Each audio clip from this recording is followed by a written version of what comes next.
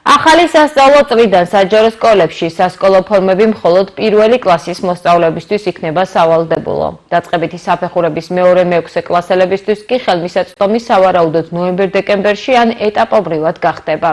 გურჯაანის საგანმანათლებლო რესურს ცენტრის უფროსი სპეციალისტის მერი მირველაშვილის განცხადებით, გურჯაანის მუნიციპალიტეტში ფორმები მეორე საჯარო სკოლის შენობიდან გაიცემა. ზუსტი ღირებულება ჯერ ცნობილი არ არის. 2026-2027 სასწავლო წლიდან სავალდებულო ხდება დაწყებითი საფეხურის მოსწავლეთათვის სასკოლო ფორმის ტარება.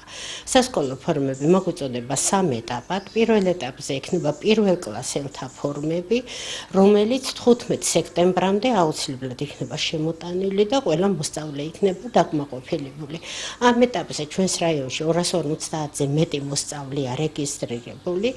დანარჩენი მოსწავლეების მეორე-მეექვსე კლასის სასკოლო ფორმები მოწოდებული იქნება 2 ეტაპად, სავარაუდოდ ნოემბერ-დეკემბერში, ასე რომ პირველი სემესტრის ბოლომდე პირველ-მეექვსე კლასის მოსწავლეები სრულად იქნებიან უზრუნველყოფილი სასკოლო ფორმით.